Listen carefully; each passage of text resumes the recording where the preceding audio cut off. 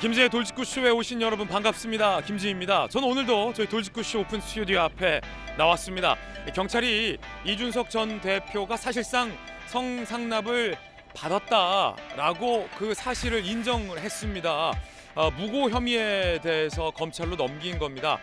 이로써 이준석 전 대표의 정치적 생명에 크게 타격을 입는 거 아니냐라는 분석이 많습니다. 이 전 대표는 동의할 수 없다라고 강력 부인하는 입장입니다. 잠시 후에 이야기 나눠보겠습니다.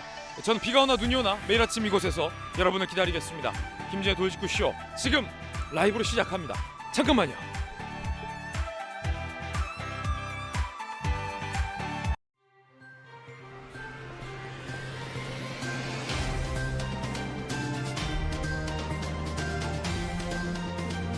신문 읽어준 남자입니다. 감사원이 감사 결과를 발표했는데 문재인 정부에서 월북으로 몰았다. 청와대 안보실이 깊숙이 개입했다라는 감사 결과를 내놨습니다. 감사원이 판단한 근거는 무엇인지 잠시 후에 상세히 살펴보겠습니다. 오늘 조간신문 4가지 키워드 준비가 돼 있습니다. 먼저 첫 번째 키워드부터 살펴보겠습니다. 이겁니다. 상납. 동아일보 6면이 쓰고 있는 기사입니다. 성상납 의혹을 받고 있는 이준석 전 대표. 경찰이 이준석 성상납 받았다라는 의혹을 폭로한 거 그거 허위 아니다 라고 사실상 판단을 했습니다. 이 말은 이 전 대표가 성상납을 받았다라고 경찰은 보고 있다는 겁니다. 이준석 전 대표 무고 혐의로 검찰에 송치됐습니다.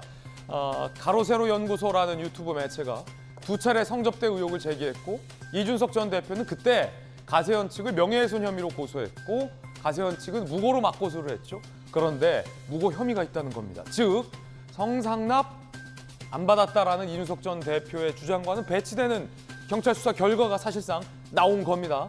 이준석 전 대표는 이 같은 결과에 강력 반발하고 있습니다만 사실상 이 정치 생명에 큰 타격을 입었다라는 분석이 많습니다. 잠시 후에 이야기 나눠보겠습니다.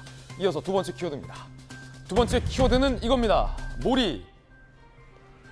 조금 전 경찰의 수사 결과 보셨고 이번엔 감사원의 감사 결과도 함께 보시죠. 한국일보입니다.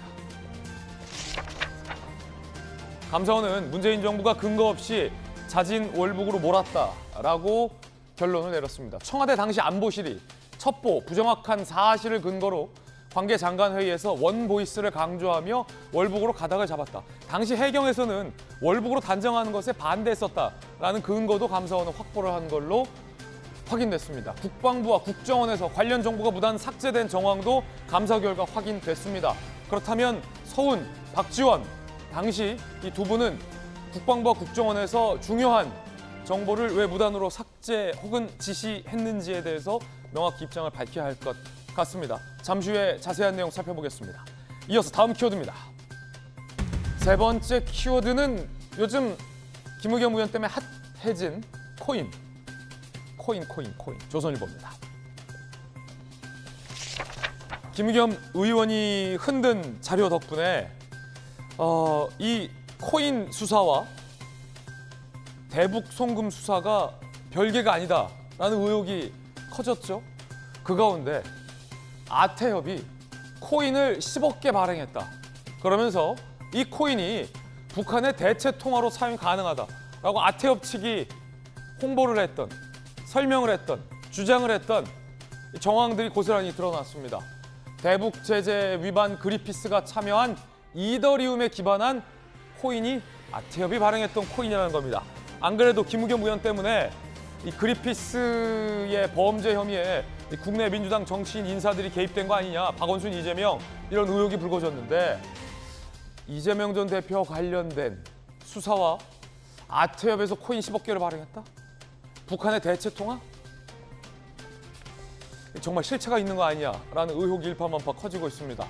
다른 거 몰라도 북한이 들으면 이 구비가 당길 법한 얘기긴 합니다. 잠시 후에 관련된 이야기 나눠보겠습니다. 이어서 다음 키워드입니다. 네 번째 키워드는 이겁니다. 예금. 한국경제면 기사 함께 보겠습니다. 예금의 화려한 부활. 그런데 마냥 기쁘지만은 않습니다. 왜냐하면 대출금리가 더 올랐기 때문이죠. 기준금리를 올리면서 대출금리들이 큰 폭으로 쭉쭉쭉 오르다 보니까 이 정기예금 이자도 올랐습니다. 그래서 부동산 떨어지죠, 코인 떨어지죠, 주식 떨어지죠, 금 떨어지죠. 지난달에 정기 예금에 32조 원이 몰렸다는 겁니다. 은행 이자로 재테크하는 시대다. 사진 한번 보시죠. 정기 예금 특판 1년에 4.5%. 뭐 이런 광고들을 은행들이 많이 요즘 하고 있습니다. 고금리에 은행으로 정기 예금으로 옛날처럼 돈이 몰리고 있다고 합니다. 이 정기 예금도 대출 없고 좀 여유 있는 분이나 정기 예금에 넣을 수 있는데 요즘 청년들 대출 이만큼만 우리 청년들 어떻게 할지 걱정입니다. 저는 지금까지 신문 읽어준 남자였습니다.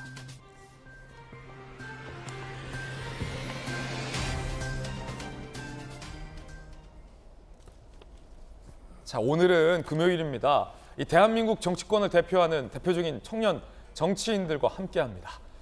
국민의힘의 천하람 혁신위원 그리고 김병민 비대위원 나오셨습니다. 그리고 돌직구쇼의 좌장도 모셨습니다. 민주당의 김영주 의원 그리고 민주당의 전용기 의원 나오셨습니다. 어서 오세요. 오늘 감사원의 감사 결과, 경찰의 수사 결과들이 좀 많이 준비가 돼 있습니다. 많이들 궁금해하실 겁니다. 감사원이 지난 정부죠. 문재인 정부가 서해 공무원을 월북으로 몰았다. 월북이 아닌 다른 근거들이 많았는데 삭제하거나 배제하거나 외면했다라고 감사 결과를 내놔서 파장이 굉장히 큽니다. 주제 공개합니다. 문재인 정부 월북 몰이 결론, 자료 106건을 무단으로 삭제했다라는 겁니다. 서해 피살 공무원에 대한 감사원의 감사 결과를 함께 보시죠. 짜 맞추기식 월북 단적 그리고 증거 왜곡 은폐를 했다. 실종 당일 행적에서 근거 없는데 자진 월북을 속단했다는 겁니다. 그리고 은폐와 왜곡을 지시했다는 겁니다. 공무원 구조를 위한 아무런 조치를 안 했다. 관련 증거를 조작했다라는 감사원의 감사 결과입니다. 월북 조작, 청와대 국가안보실이 사실상 주도했다라는 결론도 감사원은 내놨습니다. 그리고 서훈, 박지원, 서욱 등 20명을 검찰 수사에 의뢰한다라는 결론도 내놨습니다. 자, 그럼 구체적으로 지난 정부에서 어떻게 월북으로 몰고 갔는지에 대한 구체적인 근거, 감사원이 밝힌 정황들 함께 보시죠. 하나씩 살펴보겠습니다. 일단 서훈의 칼퇴근. 지난번에 비 많이 왔을 때 윤 대통령 칼퇴근했다고 민주당에서 엄청 비판했는데 비슷한 상황 같아요. 역지사지로 돌려주면. 우리 공무원이 북한에 의해서 결국 총살당했는데 청와대 안보실의 수장은 뭐 하고 있었을까? 감사원의 자료에 따르면 청와대 안보실의 서훈은 칼퇴근. 2020년 9월 22일 오후 5시 18분 국방부가 청와대 안보실에 긴급 보고를 합니다. 북한 해역에서 우리 공무원이 살아있다, 발견됐다라고 보고를 한 겁니다. 국방부는 다급하게 청와대에 보고했겠죠. 어떻게 할까요? 그런데 오후 6시 36분 청와대 안보실이 문재인 당시 대통령에게 이 씨가 해상 추락으로 추정된다. 북측이 실종자를 발견했다는 서면 보고를 급하게 올립니다. 월북 아니었어요. 해상 추락이에요. 살아있다. 서면 보고요. 왜 이걸 서면 보고했습니까? 6시 36분에. 관저 들어가서 대통령 대면 보고 했어야죠. 그런데 더 황당한 얘기는 청와대 안보실 회의도 없었고요. 서훈 실장 오후 7시 30분에 칼퇴근했습니다. 그 사이에 이대준 씨는 죽음을 맞이했고 시신도 북한군에 의해서 불태워졌습니다. 여러분은 청와대 안보실의 칼퇴근과 대통령의 무응답에 대해서 어떻게 생각하십니까? 감사원이 밝힌 첫 번째 장면은 서훈의 칼퇴근입니다. 많이 아쉽습니다. 김병민 비대위원님. 예. 아니 정작 그 대통령 퇴근 갖고 비판했던 민주당의 기준대로라면 서훈 실장 저렇게 칼퇴근하면 안 되죠. 월북이든 아니든. 근데 월북도 아니라고 지금 감사기가 나왔으니까. 네. 뭐 이렇게 급한 일 있으셨습니까 집에? 대통령 깨워서라도 주무시면 대면 보고 하고 주무실 시간도 아닌데 뭘 그렇게 급해서 칼퇴근합니까? 우리 공무원이 지금 저기 살아있는데 국방부가 어떻게 할까요? 구조할까요? 물어보고 있는데 안보실장이라는 분이 뭐 급한 일 있어서 칼퇴근합니까? 저녁 약속 있으신 겁니까? 된장찌개 끓였습니까 집에? 뭐 이렇게 칼퇴근합니까? 문재인 정부에서 숱하게 얘기했던 게 사람이 먼저라는 주장, 그리고 단 한 사람의 목숨을 살리기 위해서라도 이 재난 안보, 이 모든 일들에 대한 컨트롤 타워가 청와대다라는 말 참 많이 들었기 때문에 저 귀중한 골든타임에 문재인 정부가 왜 저 같은 행동을 했을까가 저는 상식적으로 잘 이해가 되지 않습니다. 예.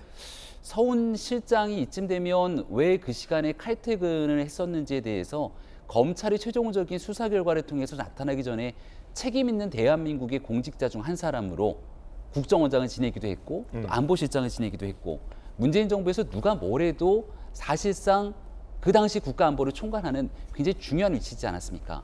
그리고 북한 해역에서 실종된 채로 발견이 됐는데 예. 생존된 채로 발견이 된 것 아닙니까? 그럼 대한민국 국민, 우리 공무원이 지금 목숨이 경각에 다투고 있는데요.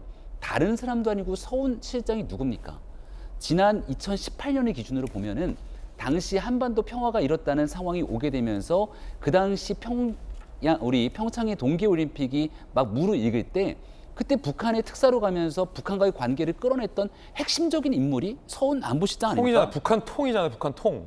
아니, 본인이 국정원장을 하고 안보실장 하면서 북한과 이런 긴밀한 상황에 언제든지 연결을 취할 수 있는 한 사람을 꼽으라면 서훈 안보실장 말고 떠오르는 사람이 누가 있을까라는 생각이 듭니다. 예. 2018년 우리 판문점에서 북한의 김정은과 함께 그 공동선언을 했을 때 남북 간의 한 라인을 연결해서 언제든지 위급한 상황 같이 전화를 주고받겠다고 했던 그 당시의 쇼를 다 기억하고 있는데요. 전화 잘 들리십니까? 라고 했던 얘기들. 예. 그 한 라인이 잘 통하지 않는다면 어떤 경로 방식을 통해서라도 북한과 대한민국 국민이 그쪽에 있으니 여기에 대한 생존을 보존하기 위해서 할 수 있는 역할을 해야 되는데 칼퇴근을 했다? 단순하게 여기에 대해서 당시에 있었던 서훈 실장이 다른 의도가 있지 않고서 그런 일들을 벌였는지에 대해서 의구심이 커질 수밖에 없는데요. 단순하게 근무 태만으로 볼 수 있기보다는 그 이후에 벌어졌던 더 황당했던 일들을 고려하게 된다면 모종의 이 내용들을 발견하고 구조하지 않았던 다른 이유가 있었던 것은 아닌지에 대한 궁금증만 더 커질 뿐이다 이렇게 생각합니다. 아니 이게 왜 중요하냐면 지금 그 월북으로 판단했든 안 했든은 뭐 논란의 여지가 있다는 거잖아요. 민주당과 국민의힘의 입장이 다르니까 그건 차치하고더라도 칼퇴근은 이건 문제 있지 않습니까? 그러니까 당연히 그렇습니다. 이제 아니 진짜 한 라인이라도 전화해서 네. 그 우리 공무원 거기 살아있는 거 우리 안다. 안전조치 부탁한다. 점잖게 북한한테 부탁할 수 있는 문제잖아요. 당연하죠. 그러니까 대통령이 취임하면서 어떤 선서를 합니까? 헌법을 수호하고 우리 국민의 생명과 신체를 지키겠다라는 게 핵심 내용 아니겠습니까? 그러니까 우리 국민 그중에서도 뭐 공무원의 지금 안위가 생명이 경각에 달려 있는 상황에서 아무 조치도 안 했다? 설령 월북이 의심되는 정황이 있다 하더라도 북한 측에다가 이게 정말 월북이 맞는 거냐? 지금 예를 들면 여러 가지 기상 상황이라든지 뭐 이런 상황을 고려했을 때 최소한의 안전은 확보되는 거냐? 이런 확인 작업이라도 했었어야 되는 거거든요. 입장 바꿔놓고 이게 만약에 미국이었으면요. 우리 강철 부대 같은 사람들 막 파견해가지고 한 명이라도 어떻게든 구하려고 뭐라도 했을 겁니다. 구조작전 하죠. 네, 뭐 예를 들면 뭐 북한 해역까지 넘어가지는 못한다 하더라도 예. 거기에 어떤 비상 대기라도 시키고 혹시 모를 상황에 대비해가지고 국가가 국민을 구출하기 위한 최선의 노력. 근데 최선의 노력은커녕 그 어떤 노력이라도 했느냐. 근데 아무런 노력도 하지 않았다라는 게 지금 나오고 있는 거거든요. 심지어 안보실장은 집에 갔다. 아무런 회의도 하지 않았다. 아니 입장 바꿔놓고 그럼 우리는 만약에 저희가 북한과 관련한 일로 어떤 위험에 처했을 때 국가가 나를 보장해주지 않는다? 이런 국가를 우리가 어떻게 믿고 살 수가 있겠습니까? 저는 처음에 구조를 위한 어떠한 노력도 하지 않은 저 장면이야말로 가장 큰 비난을 받을 수밖에 없는 대목이라고 이렇게 보입니다. 예. 두 번째 장면도 감사원이 밝혔는데 서해 공무원 피산된 날 정부 자료들이 삭제됐다라는 겁니다. 왜 삭제됐을까? 어떤 자료가 삭제됐을까? 누가 삭제하라고 했을까? 청안보실 국방부 장관, 통일부 장관, 국정원장 불러서 회의를 했다. 9월 23일 오전 1시. 서욱 장관, 밈스, 군 통합정보 처리 체계에 있는 군 첩보 보고서 60건의 삭제 지시를 했다. 감사원 감사 결과에 따르면입니다. 국정원 첩보 보고서 46건이 삭제됐다. 청와대 안보실이 자진 월북으로 일관되게 대응, 원보이스로 대응하라는 방침 하달한 뒤에 이 같은 자료 삭제가 이루어졌다라고 감사원은 결론을 내렸습니다. 자, 감사원에 따르면 정확한 삭제 문건 건수까지 나왔어요. 60건과 46건. 합치면 106건의 자료가 삭제 지시 이루어졌다라는 건데 김영주 의원님, 저는 그거 생각나요. 이 장면에서 산자부 공무원이 원전의 경제성 평가 결과 조작했잖아요. 그리고 막 이름 바꾸고 삭제했잖아요. 그러면서 감사원이 감사 딱 들이닥치니까 싹 하고서 왜 어떻게 감사원 감사 들어올지 알고 삭제하고 조작하고 은폐하려 했냐 했더니 하하 신내림을 받았나 봅니다. 그 장면이 떠올라요. 어쨌든 106건을 무슨 자료를 삭제한 건지도 궁금하고 왜 삭제했는지도 좀 궁금합니다. 글쎄요, 이제 사실은 정말 있어서는 안 되는 일이 있었습니다. 가령 제가 노무현 대통령 계실 때는 청와대에 들어갔을 때 대통령이 저한테 말 안 하고 손으로 밑에 녹음되고 있다. 아 그래요? 그런 얘기까지 했었거든요. 노무현 그러니까 대통령이? 그 뜻은 뭡니까? 모든 기록을 남기고 싶은데 우리끼리니까 아무 말이나 험담을 하는 것은 조심해라. 그 기록을 안 남기자는 뜻이 아니라. 아 그조차도 조심했다. 예, 이제 그런 부분은 근데 그 방점이 뭐냐면 기록에 다 남기겠다라고는 의지가. 그렇죠. 왜냐하면 그정부로부터 받은 게 하나도 없었기 때문에. 그렇다면 그보다 더 중요한 거는 밈스라고 하는 소위 밀리터리 인텔리전스 매니지먼트 시스템이거든요. 모든 군사와 관련된 정보를 통합해서 정보를 이렇게 정리해서 다시 전달하는 거죠. 그래서 완보이스라는 것은 지금 말해서는 월북이다 아니다라고 하는 정보가 뒤섞여 있다고 봐야 되겠죠. 예, 단기에. 그렇죠. 1보, 2보 때는 월북으로 사료됩니다. 아니면 다른 보고가 올라왔을 때 월북 아닌 것 같습니다. 이런 것들이 막 올라왔다는 거죠. 초창기니까 아마 다양한 정보들이 올라오겠죠. 예. 그래서 저 기관은 그 정보를 종합해서 종합적으로 결론을 내리는 것인데 예. 문제는 완보이스를 누가 강제했느냐. 안보실이.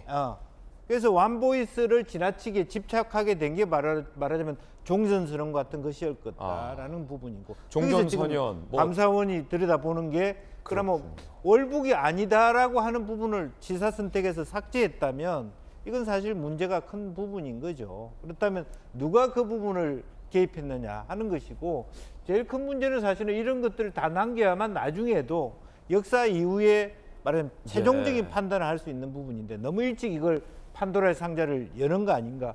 그러면서도 실제적으로 보면 제가 더 걱정하는 거는 국회에서조차도 폐쇄된 공간에서 SIR 전체 공개는 또 하지 말자 그래요. 예.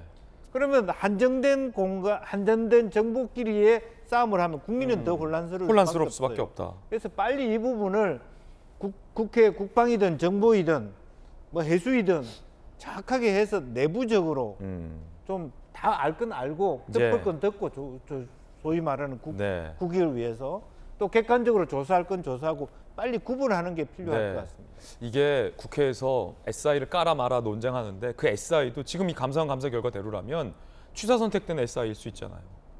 불리한 건 삭제되고 유리한 것만 남은 SI일 수도 있는 거잖아요. 가장 중요한 건 당시 문재인 청와대가 대통령 기록물로 소위 봉인해둔 청와대에 보고됐던 삭제되지 않은 그 자료들, 보고들, 국정원의 보고, 국방부의 보고 그 보고가 가장 정확한 모든 정황을 갖고 있는 것 같은데 그게 대통령 기록물로 봉인이 돼서 안타깝습니다.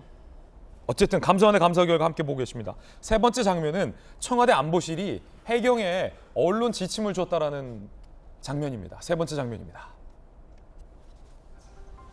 9월 23일 오후 청와대 안보실 선박 CCTV 사각에서 신발이 발견. 지방에서 가정 불화로 혼자 거주한다.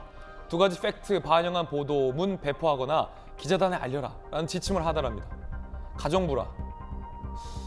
저거 사실 아니거든요. 가정 불화 사실 아니거든요. 제가 직접 피살된 사회 공무원의 친형도 만났고 아내분도 만났고 아들도 제가 만나서 인터뷰해봤는데 가정 불화 전혀 사실 아닙니다. 그런데 전혀 사실이 아닌 상황을 청와대 안보실이 해경에게 언론 지침을 줬다. 왜 그럴까요? 이게 사실이라면 감사원의 감사 결과니까. 해경의 월북 동기 역시 확인 안 된 사생활이다. 꽃게 구매 대금을 도박으로 탕진했다라는 것도 거짓말이다. 정부 발표 월북 근거들 모두 거짓이다. 라는 감사원의 감사를 결과도 나왔습니다. 이게 좀 안타까운 상황이고 의아한 상황인데 전윤교 의원님, 월북이다 아니다를 떠나서 지금 저희가 보고 있는 감사원이 확보한 이 세 가지 장면들이 좀 안타깝고 미심쩍잖아요. 네, 세 번째 장면도 마찬가지입니다. 전혀 사실이 아닌 가정 불화를 청와대 안보실이 해경에게 기자들한테 알려라 라고 한 데는 뭔가 목적이 있어 보이잖아요. 왜냐하면 가정 불화가 있어서 월북했구나 라고 사람들이 생각하게 만들려는. 근데 사실은 전혀 사실이 아니었다는 거죠. 왜 그랬을까요? 사실 전 감사원의 이 결과 자체를 100% 신뢰하기는 좀 어려울 것 같습니다. 민주당 왜냐면, 입장도 그렇죠. 이 감사원에서 굉장히 좀 정치적인 목적을 가지고 이런 내용들을 저는 발표한 거로 보고 있거든요. 좀 전에 삭제 운운을 했는데 삭제한 내용도 결국에는 그 대통령 기록물에도 묶여 있는 부분도 있지만 정보기관에는 아직 남아 있는 겁니다. 정보기관에 남아 있고 정보기관에서 충분히 뭐 SI라든지 뭐 국회에서 비공개 회의록이라든지 이런 것을 공개했을 때는 충분히 공유가 가능한 내용인데 지금 자료가 없다면 이게 삭제한 게 맞는데 이 자료는 남아 있는 상태거든요. 그러니까 도대체 감사원에서 삭제했다고 하는 내용이 무엇인지 밝혀라라고 하면 감사원도 이야기하지 못하고 있습니다.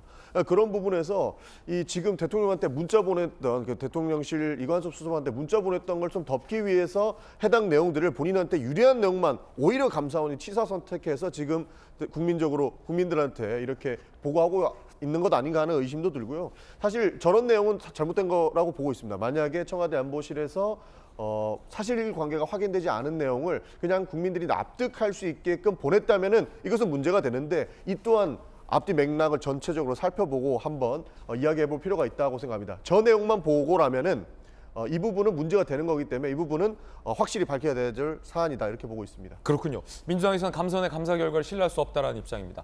여러분들은 어떻게 판단하십니까? 여러 가지 장면들 함께 보고 있는데 그날의 장면, 네 번째 장면 함께 보시죠. 지시받은 국방부 시신 소각 추정 수정 2020년 9월 25일 김정은 대남사가 통지문이 온 날 시신이 아니라 부유물을 소각했다라는 북한의 주장. 이틀 후 관계장관 회의. 문재인 대통령은 서욱 국방부 장관에게 시신 소각 발표가 너무 단정적이다. 재분석하라라는 지시를 했다는 겁니다. 국방부는 시신 소각을 했다라고 강경한 입장했다가 소각이 추정된다라고 톤 다운을 하는 일도 발생했다라고 감사원은 밝혔습니다. 민주당은 이 감사 결과에 어떤 입장을 보였을까요? 민주당 대변인 김의겸 의원 이야기 들어보시죠. 청구감사입니다. 타락한 감사원의 현실이 참담할 뿐입니다. 전임 정부의 정상적 판단과 조처에 불법과 범죄의 굴레를 씌우려는 파렴치한 시도는 결코 국민을 속일 수 없습니다. 더불어민주당은 문재인 정부를 정조준한 표적 감사에 맞서 정의와 진실을 지켜나갈 것입니다. 자, 민주당 입장 들어보셨는데 김병민 대변인 어떻게 들으셨습니까? 민주당 입장에서 지금 얘기하고 있는 굉장히 좀 오만한 상황으로 이 문제를 끌고 가고 있다라는 생각이 드는데요. 국민 앞에 최소한 겸손한 태도로 이 문제를 좀 바라봤으면 좋겠습니다. 그렇지 않게 된다면 문재인 전 대통령이 얘기했던 무례한 짓이라고 하는 단어가 국민들께서 전 정부를 향해서 있는 그대로 돌려드릴 수밖에 없다라고 말씀을 드릴 수밖에 없는데 관련된 사안의 진실들이 분명히 남아있는 일들이 있지 않겠습니까? 감사원의 감사 결과에 대해서 정치적인 행위 등 운운하기 전에 관련된 내용들에서 대한민국 국민이 죽임을 당했고 북한으로부터 이 잔인한 상태 속에서 시신 소각 등에 대한 행동이 있었는데 여기에 뒤따르는 조치들에서 과거 지난 정부가 어떤 행동을 했는지는 이미 국민 앞에 다 밝혀진 것 아닙니까? 그럼 이 일에 대해서 본인들이 떳떳하다면 감사원의 감사를 최소한 서면 조사 등으로 인해서 충분하게 소명할 수 있는 기회가 주어졌음에도 불구하고 그런 일들을 정리하지 않았습니다. 이제 결과적으로 감사원에서 관련된 핵심 인사들에 대한 수사 의뢰 조치가 진행되기 때문에 결국은 검찰이 수사를 통해서 이 사건 진실이 밝혀질 수밖에 없겠는데요. 다른 내용들을 다 떠나서 그 당시 문재인 정부는 북한과의 관계를 최대한 끌어내기 위한 노력들, 김정은의 답방을 추진하고 있었던 상황 아니겠습니까? 근데 우리가 지난날 금강산 관광이 한참 재개됐을 때에도 그 당시 대한민국 국민이 피격을 통해서 죽임을 당했던 그 박항자 피격 사건 이후로 남과 북의 관계가 어떻게 변했는지를 그 누구보다 문재인 정부 사람들은 여실히 알고 있었을 겁니다. 이런 내용들 토대로 과거에 있었던 대한민국 국민에 대한 이 피살 사건을 월북 등으로 치환시키거나 이 사건을 어떻게든 묻기 위한 노력들이 있었던 것이 아니냐라고 추정되는 국민의 물음에 감사원은 답을 하고 있다 이렇게 생각이 드는데요.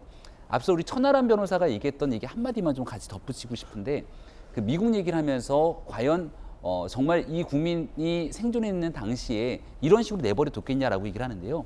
우리 예전에 군사 분계선을 넘어서 북에서 왔던 오청성 병사 기억합니까?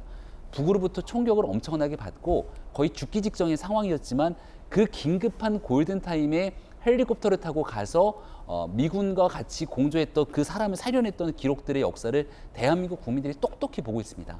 단 30분, 단 1시간이라도 그 귀중한 골든타임을 살릴 수 있었더라면 하는 아쉬움이 많은 국민들한테 남아있는데 그 순간 대한민국 정부는 어디에서 무엇을 하고 있었는지 이 답을 하지 못한 상태에서 감사원에 대한 탓을 하게 된다면 정말 무례한 짓이라고 밖에 표현할 수 있는 방법이 없습니다. 자, 여야 의견까지 들어봤습니다. 여러분들 어떻게 생각하십니까? 어떻게 판단하십니까?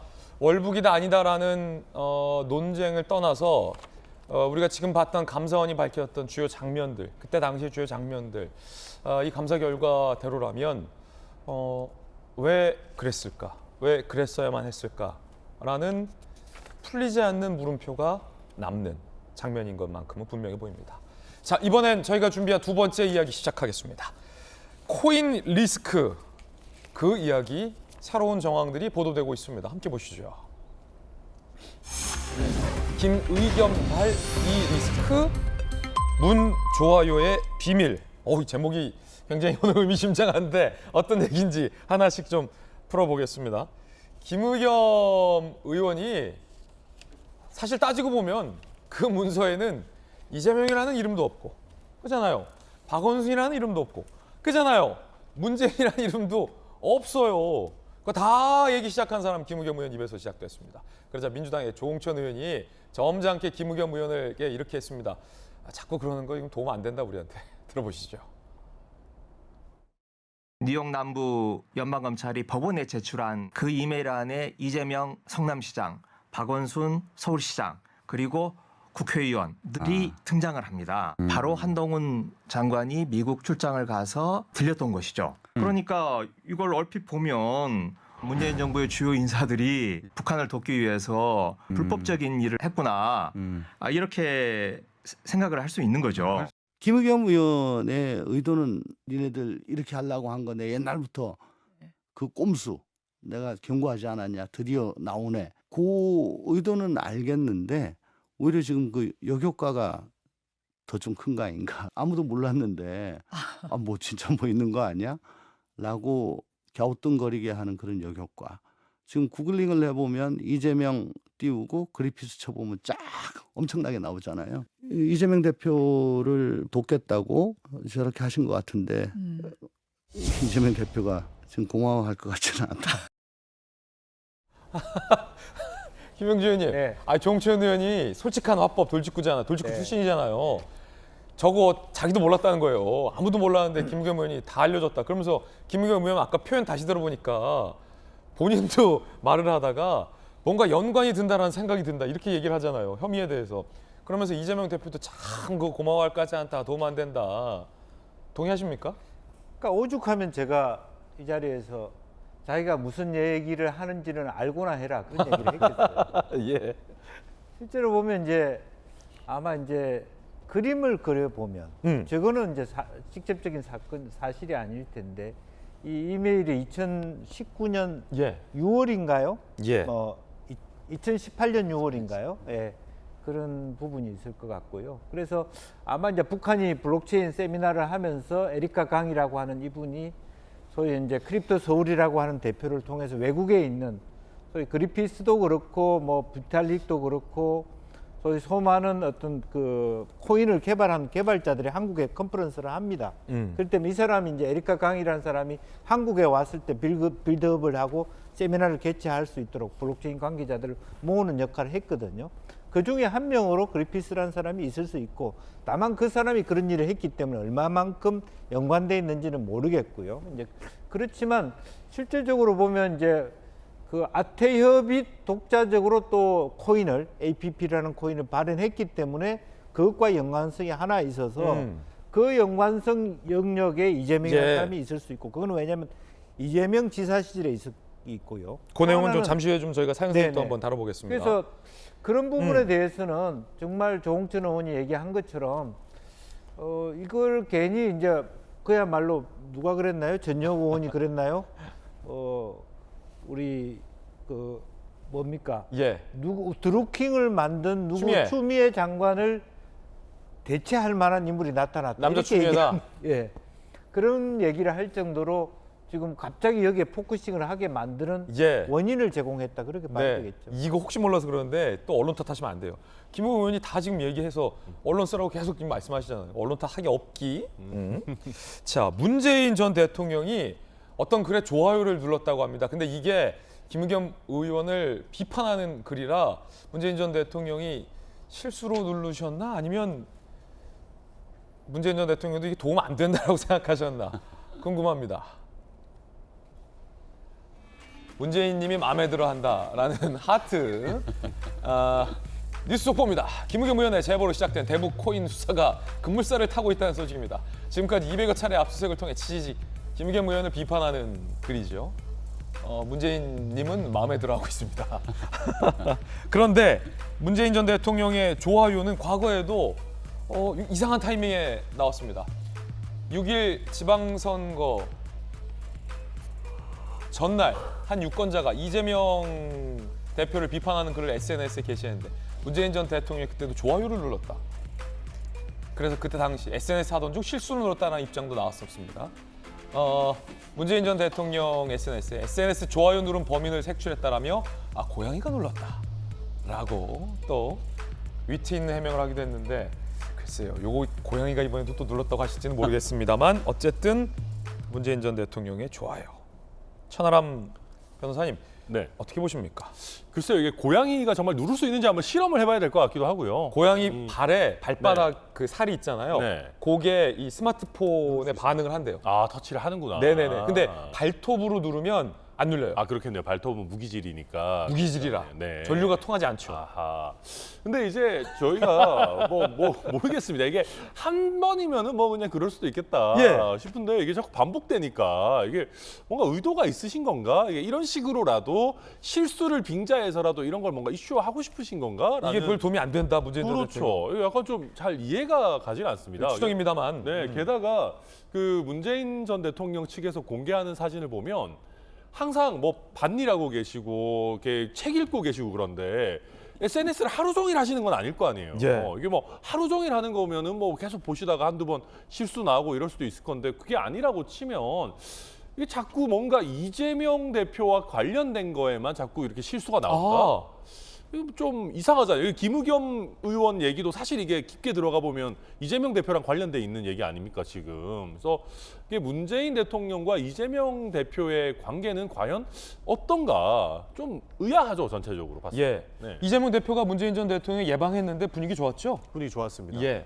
뭐 사이가 나쁘거나 이런 건 아니고요. 분위기도 좋았고 사실 문재인 전 대통령을 예우하는 측면에서 민주당에서는 자주 예방을 찾아가거든요. 그래서 뭐 관계와 뭐 이런 문제는 없다라고 보고 있습니다. 사실 고양이가 눌렀다고는 하지만 어느 정도는 아마 SNS 그래도 보고 있었으니까 눌러지지 않았겠습니까? 예. 저는 측면에서는 아까 우리 그 조홍천 의원께서도 이재명 대표가 그렇게 좋아할 것 같지는 않다, 고마울 것 같지 않다라고 하셨는데 이게 사실 긁어부스럼이라고 할 수 있는데 뭐 긁어부스럼이 좀 큰 게 떨어진 것 같아요. 그러니까 괜히 이상한 오해가 쌓여 있기는 한데 김의겸 의원의 의도는 결국에는 너네 그 이런 일 하지 마라라고 하는 경고의 메시지도 있으니까 우리가 조금 지켜볼 지점이 아닐까 그렇게 보고 있습니다. 예. 자, 그런가 하면 오늘 흥미로운 기사가 나왔는데 아태협에서 코인을 10억 개 발행을 했다. 아시다시피 아태협은 쌍방울과 관련돼 있는 이화영 전 부지사와 관련돼 있는 경기도와 관련돼 있는 이재명 대표의 측근인 이화영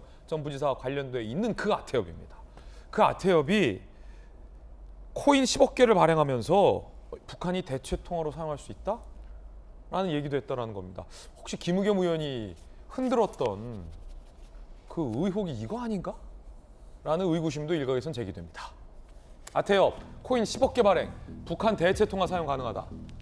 조선일보 보도에 따르면 아태평화교류협회 쌍방울 유착 의혹을 받고 있지요. 자, 버질 그리피스가 개발한 이더리움에 기반한 코인 10억 개를 발행했다. 2018년 8월 이더리움 기반 가상화폐 개발에 착수하면서 이렇게 온라인에 자랑했습니다. 북한이 기존 화폐 붕괴 시 대용 통화로 사용할 가능성이 높다. 라고 말입니다. 2019년 필리핀 대북교류 행사 중 자신들의 가상화폐 사업을 북측 인사들의 소개까지 했습니다. 2020년 100여 명에게 10억 원의 투자를 받았다. APP 명칭 태국 가상화폐 거래소에 상장까지 했다. 미 사법당국, 북한이 가상화폐 이용에 마련한 돈 무기개발 투입 단서 잡고 추적 중이다. 이거는 그러니까 별개의 미 사법당국 이야기입니다. 북한이 이 코인 이용해서 마련한 돈으로 무기개발 투입 단서 잡고 추적 중인데 이 아태협이 코인이 북한에 뭐 들어갔다라는 근거는 없습니다. 화살표가 지금 저렇게 돼서 오해하실 수 있는데 그런 건 없습니다. 그러면 그 비슷한 시기란 말이에요, 김용주 의원님. 네. 전문가시잖아요. 블록체인 산업진흥협회 협회장님이시잖아요. 네. 아태협이 발행한 10억 코인, 그 북한이 대체 통화 사용할 수 있다 밝혔던 부분, 김용주 의원이 제기한 이 의혹에 연관성은 없는 겁니까? 실제로 예를 들면 그 당시 시기적으로 보면, 그러니까 연관성이 있을 수 있죠. 제가 봤을 때. 그래요? 네. 왜냐하면 이제 시점이 거의 비슷한 시점이고, 예. 그 당시에 이제 북한도 결과 중국이 제일 먼저 그런 부분을 했고요. CBDC라는 중앙정부의 위안화를 디지털 위안화로 만들어서 그렇게 만들었고요.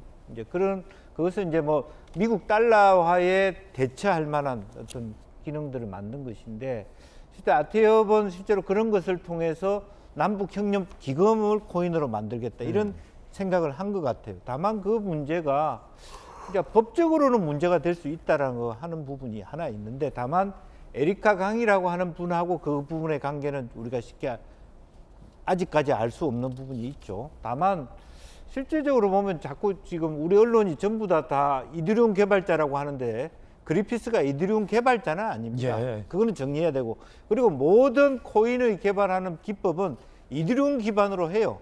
그게 비트코인과 이더리움의 가장 큰 차이입니다. 비트코인은 코인이라고 하는 토큰을 만들 수 있는 기능이 없고, 이더리움은 그 기능을 갖고 있기 때문에 우리가 10억 개 발행하는 거 그냥 순식간에 할 수 있습니다. 그래서 그러한 이야기 자체가 실제로 북한의 어떤 아이디어 상의 제공을 그리피스가 한 거지, 아태협이 북한을 대상으로 그 사업을 우리가 하겠다고 얘기할 수는 없다라고 봅니다. 그렇군요. 그리피스는 북한에다가 뭘 하고 싶었냐 하면 싱가포르나 두바이가 하고자 하는 거래소를 차리고 싶어 했던 것 같아요. 거래소를. 아태협은 남북 관계는 소위 말하는 스위프트라고 하는 대북 제재가 있으니까 그 대북 제재를 극복하는 것으로 암호화폐가 제일 좋은 거죠. 사실은 기능적으로 보면 그걸 기도했다고 보기 때문에, 그렇다고 그게 문제가 없다는 것은 아니지만 그렇죠. 실전법적으로 구분이 져야 된다는 거죠.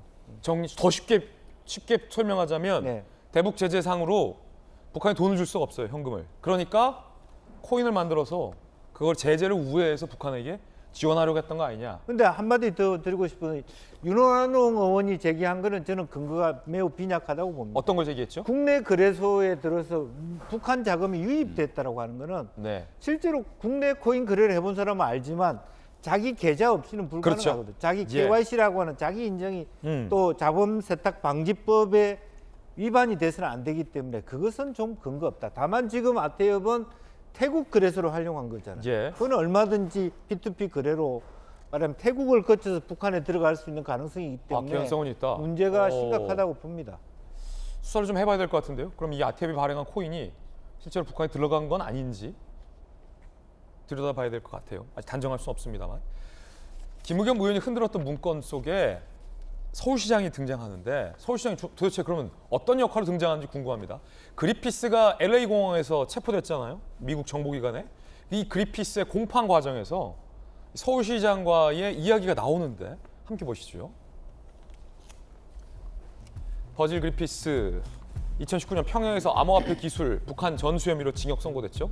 지난해 9월 미국의 공판 과정에서 서울시 등의 지원을 받아 한국과 북한을 잇는 가상화폐 교환 시스템을 구축하려 했던 정황이 일부 드러났다라는 겁니다.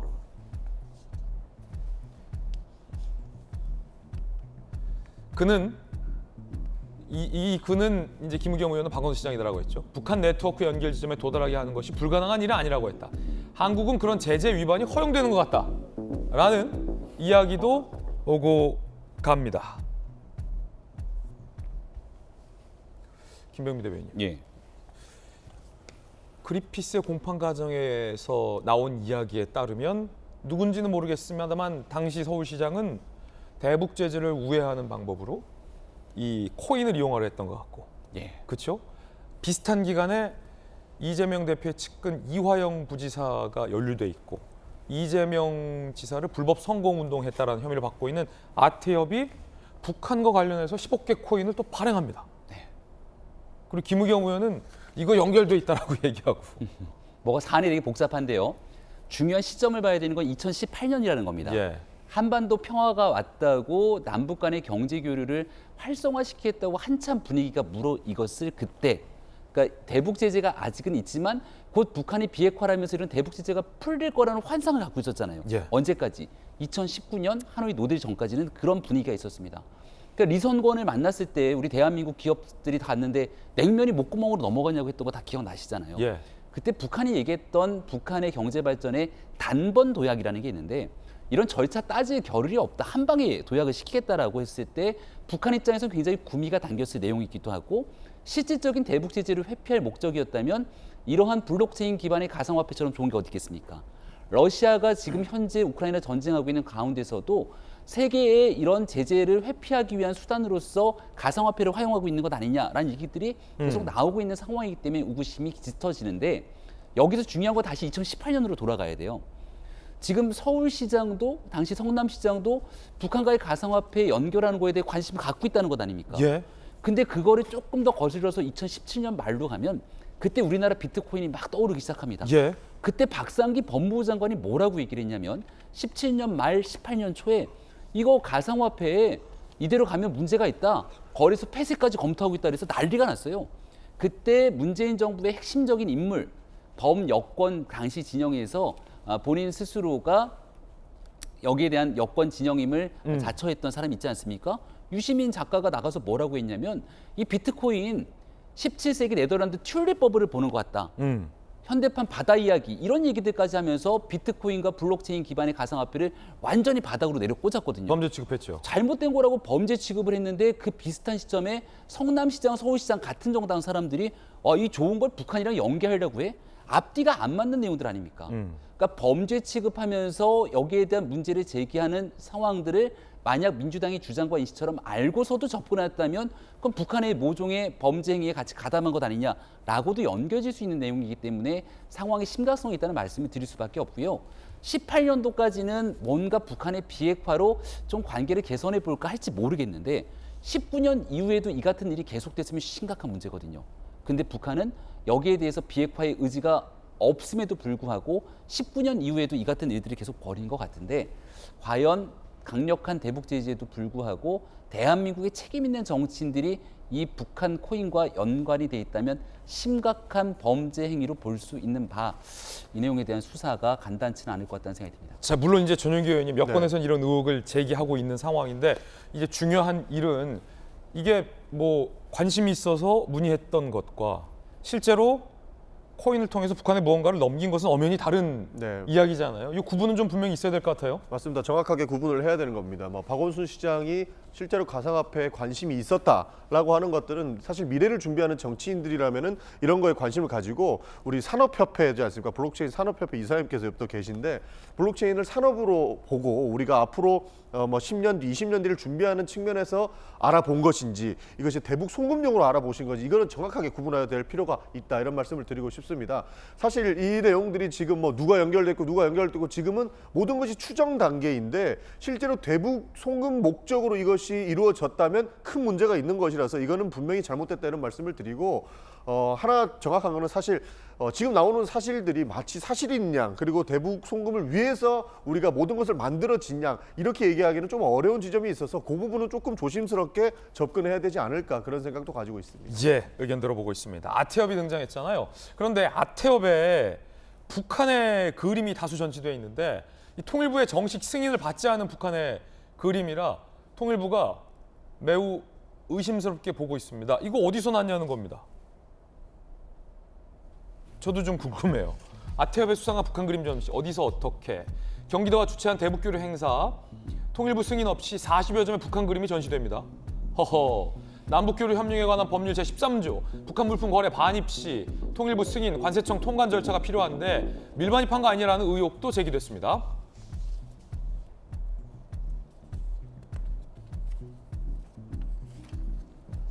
아태평화교류협회는 기증받았다 라고 입장을 밝혔는데 2018년 재무상태표를 보면 미술, 골동품은 자산 영원, 같은 기간 공시된 기부자 명단도 없다.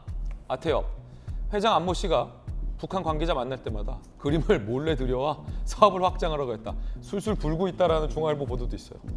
몰래 두거를 밀반입했다는 거네요. 관계자들도 불법 그림인 거 알고 있다. 자, 아태협에 걸린 그림들 한번 보시죠. 저 같은 그림들이 불법 밀반입 의혹을 받고 있는 북한 그림이라는 겁니다. 기부받았다라고 했지만 누가 기부했는지도 밝히지 못하고 있는 아태협이고 재산 신고에는 저렇게 기부받은 예술품은 없어요. 그리고 아태협 관계자는 중앙일보 보도에 따르면 회장이 북한 관계자 만날 때마다 몰래 들여왔다. 그럼 궁금한 건 저걸 공짜로 북한이 줬겠습니까? 예? 북한이 공짜로 그림 줬겠습니까? 관세청이 수사에 착수할 수도 있다는 얘기 나오고 있고요. 안철수 의원이 외통위 국감에서 이거 이상하다 질의를 했는데 통일부 장관 뭐라고 얘기했을까요? 지난 2018년에 아태평화교류협의회에서 진행한 행사에서 북한 그림 혹시 거래 형태나 또는 물품 대금 문제 아니면 비자금 같은 목적을 터무니없는 고액을 물품 대급으로 지급할 가능성은 있습니까? 가능성은 있다고 생각을 합니다. 북한 정권의 통치 자금이라든지 핵이나 미사일 개발 자금으로 쓰일 수도 있다고 생각이 되는데 어떻게 생각하십니까? 동의합니다. 천하람 변호사님, 네. 뭐 이거 어마어마한 이야기를 주고받았고 일단 가태협에 있는 북한 그림 뭐 어떻게? 뭐 어디서 산 거예요 이거? 이렇게 교류가 잘 되는지 몰랐습니다. 뭐야 이 대북 제재 와중에 예. 그림이 오고 가요? 아유 뭐 아태협 뭐 교류협회라서 그런지 뭐 어마어마한 것 같아요. 예. 뭐 북한 그림 이렇게 쉽게 우리가 뭐 기부도 받을 수 있고 그 사람들 주장에 의하더라도 뭐 수십 점을 갖고 있다라. 아니 누가 기부했다는 거예요? 그러니까요. 게다가 뭐 도대체 어떤 목적으로 이걸 아태협에 왜 그냥 갖다 줍니까? 그리고 이 협회가 순수하게 민간 주도로 된 거라면 또 모르겠습니다. 근데 여기에 경기도에 힘 있는 사람들이 개입돼 있는 거잖아요. 그러니까 이게 도대체 어떤 목적으로 여기다가 저 그림을 갖다 줬을까? 그리고 지금 물론 확정된 건 아닙니다만은 아까 우리 계속 다뤘던 게 북한이랑 암호화폐 다룬 거잖아요. 뭐 어떤 의도가 있었고 잘 모르겠습니다만은 북한이랑 암호화폐는 대체적으로 같이 오면 안 되는 단어입니다. 북한이 암호화폐, 뭐 이더리움 기반의 뭐 코인 이런 얘기를 하는 거는 딱 들었을 때도 아 누가 봐도 이거는 제재를 우회하려고 하는구나. 뭔가 자기들이 어떻게 융통할 만한 뭐 달러나 뭐 자체 화폐를 대체할 만한 수단을 찾는구나. 이런 느낌이 확 들잖아요. 그러면 이런 식으로 미술품 갖다 주면서 본인들이 정치적으로 필요한 내지는 경제적으로 필요한 여러 가지 특혜나 협력 사업들을 모색했던 것 아닌가. 이런 의구심이 절로 드는 것이거든요. 그러니까 저런 것들을 봤을 때 지금 이게 내부 고발까지 나오고 있는 상황 아닙니까? 아니 회장이 누가 갔다 올 때마다 그거 어떻게 숨겨서 왔는지도 모르겠어요. 아 이거 예. 드나들 때 나름대로 그 몸 수색도 하고 할 거 아니겠습니까? 예. 그러니까 우리와 북한의 교류가 원활해지고 폭이 넓어지는 것과 별개로 이게 정말 적법하게 이루어지는지에 대한 제대로 된 관리 감독이 있어야 되는 거거든요. 당시에 우리가 너무 평화 무드에 빠져가지고 그런 부분이 소홀했던 건 아닌가. 저는 그것도 하나 체크해볼 대목이라고 생각합니다. 예, 전규 의원님, 네. 안철수 의원은 이 그림 받는 대가로 고액의 대가를 지급한 거 아니냐라고 의심하고 있어요. 그러니까 그거는 의심에 그치지 않을까 싶은데요. 사실 그림을 밀반입했다라고 한다면 이거는 큰 문제가 되기는 하죠. 근데 이것을 받기 위해서 고액의 대가를 지불했다 이렇게까지 보기에는 조금 많이 나간 억측가 아닐까 이렇게 보고 있습니다. 이 부분도 사실 정확하게 이야기를 해줘서 밝혀야 될 부분이라고 저는 그렇게 생각합니다. 예, 이야기 나눠봤습니다. 이번엔 저희가 준비한 다음 순서입니다. 뜨거운 소식 3가지 준비되어 있습니다. 첫 번째 소식부터 살펴보시죠.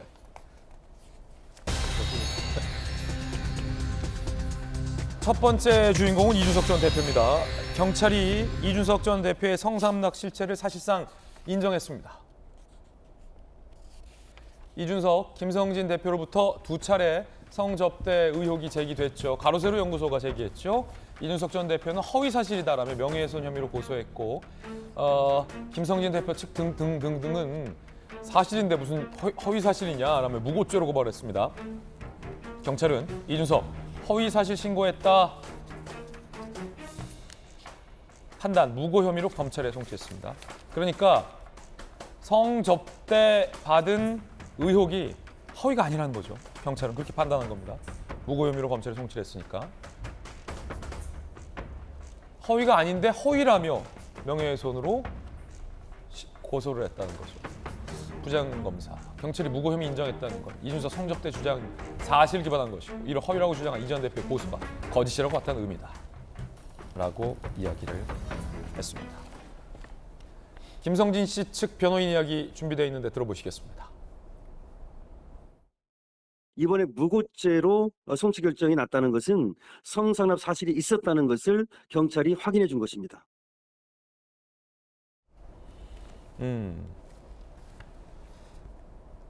충격적인데 서재현 의원 나오셨습니다.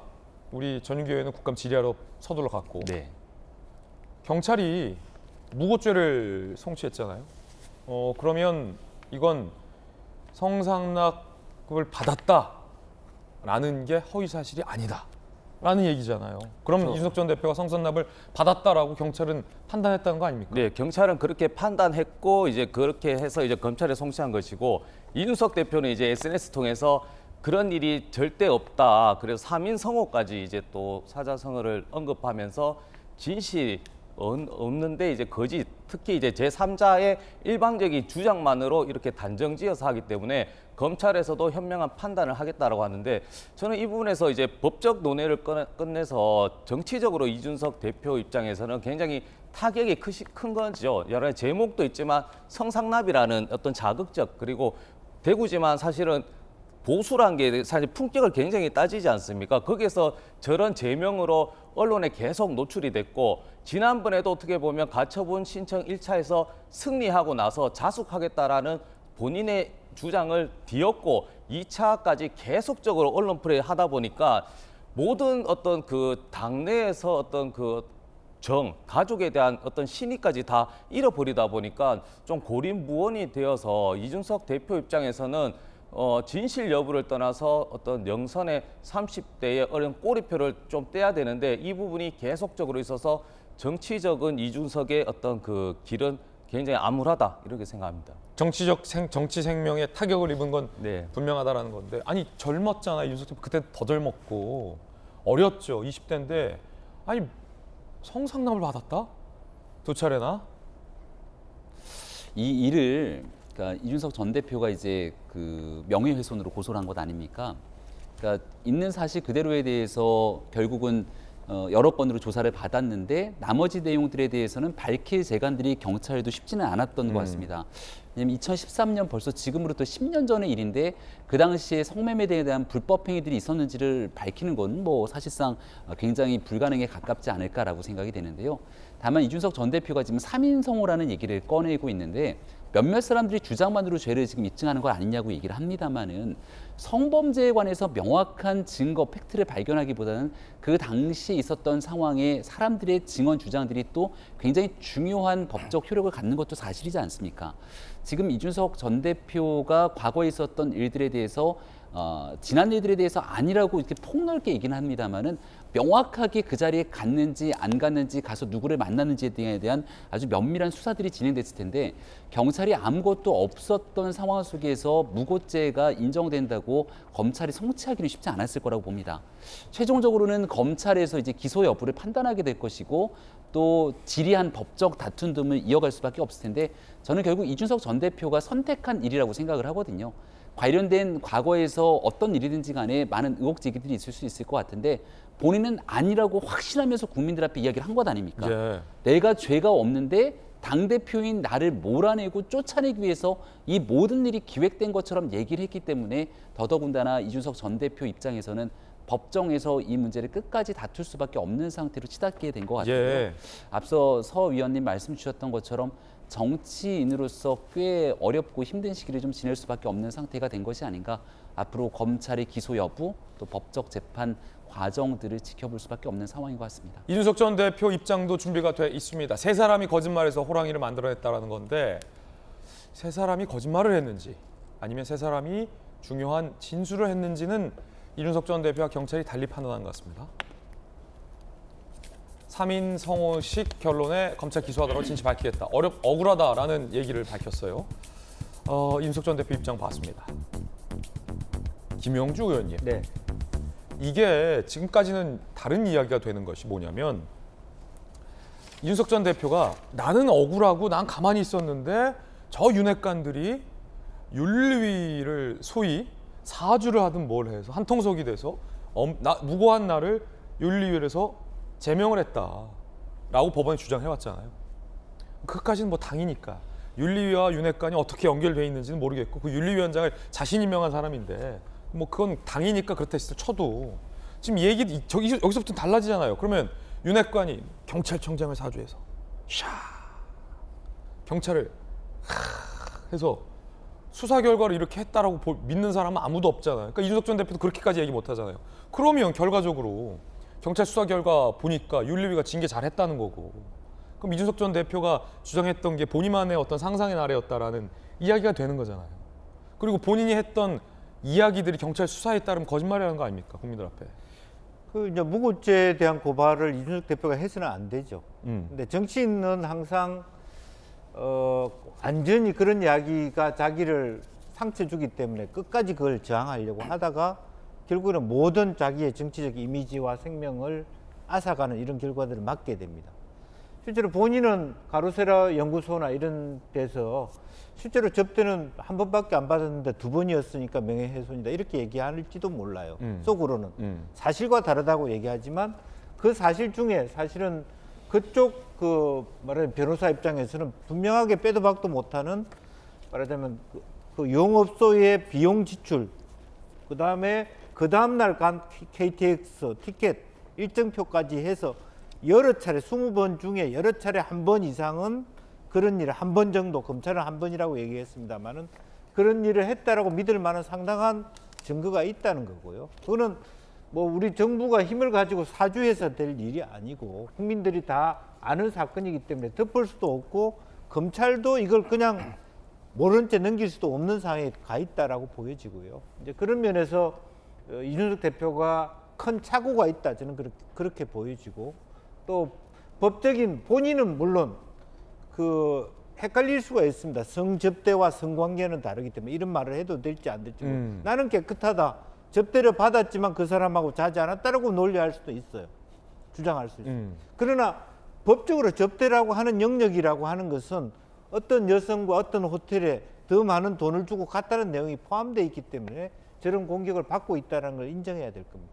예, 물론 경찰은 이렇게 봤다는 거고요. 검찰이 기소할지 말지는 불명확합니다. 설사 검찰이 기소한다 하더라도 법원에서 증거력을 가지고 혐의가 유죄로 인정되느냐 아니냐는 또 다른 문제입니다. 그리고 무죄라고 해서 완전히 그런 사실이 있었다 없었다는 것은 또 다른 얘기가 될 수도 있습니다. 시간과 시효와 증거력의 문제일 수 있기 때문에 앞으로 지리한 법적 공방도 예상이 되는 대목이기도 합니다. 첫 번째 이야기. 두 번째 뜨거운 소식은 무엇일까요? 함께 보시죠. 주인공은 누구? 고민정 의원. 고민정 의원이 김정숙 여사와 함께 거기 뭐죠 인도? 타지마할. 타지마할을 갔습니다. 그런데 간곡하게 인도 측에 요청이 있어서 우리 김정숙 여사가 갔다라고 고민정 당시 부대변인은 브리핑을 했는데 사실관계를 따져보니 에이, 인도가 간곡히 안 했구만. 한 건 아니냐라는 의혹이 제기됐죠. 그런데 고민정 의원이 어제 한 언론 인터뷰에서 이 간곡하다라는 표현을 여러 차례 썼습니다. 고민정 의원의 주장 들어보시죠. 무엇을 근거로 김정숙 여사가 가고 싶다고 말씀하시는지 그렇게 따지면 김건희 여사든 윤석열 대통령이든 뉴욕을 가고 싶어서 유엔 총회를 간 건 아니지 않습니까? 모디 총리께서 굉장히 간곡하게 말씀을 주셨었고요. 네. 물론 장관님을 보낼 수도 있었지만 워낙 간곡하게 요청했던 바가 있었기 때문에 김 여사 단독 방문에 이제 4억 원의 예비비 편성이 좀 이례적이다 이렇게 보는 것 같은데 영부인이 거기 놀러 갔습니까? 그러면 대통령이 가셨던 나토나 유엔 총회 순방 당시의 예산 내역, 수행원 명단 이것도 같이 공개를 해주십시오. 단골 의상실 디자이너 딸이 수행원 명단에 포함됐던데 당시에 뭐 역할이 있었던 건가요? 그거를 제가 설명해 드리려면 네. 윤석열 정부에서 순방 가셨던 것도 명단을 공개하시면 다 해소가 된다는 얘기입니다. 자, 고민정 의원의 주장은 이겁니다. 영부인이 가고 싶어 했다라는 근거가 있느냐라고 하는데 그때 당시 고민정 의원 본인을 포함해서 많은 분들이 영부인이 타지마을 가고 싶어 했다라는 얘기는 했던 것 같은데요. 아닌가요? 그리고 고민정 의원의 주장은 또 이렇습니다. 디자이너 딸이 왜 갔냐를 답하기 전에 윤석열 대통령의 해외 순방 동행자 리스트를 까라라고 하는데 천하람 변호사님 어떻게 들으셨습니까? 저런 얘기하면 지는 겁니다. 그래요? 예. 그러니까 할 얘기 없을 때 다른 얘기하는 거거든요. 아니 김정숙 여사 관련된 의혹을 얘기하라는데 윤석열 정부의 수행자 명단을 깔아 안 맞잖아요. 이게 말이 이어지질 않잖아요. 그러니까 고민정 의원으로서도 더 이상 할 말이 없다라는 얘기겠죠. 그러니까 저는 좋습니다. 민주당이 뭔가 일관된 자세를 보여줬으면 좋겠어요. 그러니까 비판할 수 있습니다. 윤석열 정부에 대해서 왜 그 뭐 민간인을 데리고 갔냐 뭐 얘기할 수 있어요. 윤석열 정부에게 비판하는 것과 뭐 완전히 똑같진 않더라도 한 60, 70% 정도는 비슷한 잣대로 아니, 디자이너 딸 데리고 가고 그 디자이너 딸이 또 뭐 국적자도 아니라면서요. 뭐 외국 국적 가지고 있는 사람인데 왜 그 사람을 꼭 거기 인도까지 데려가야만 했냐.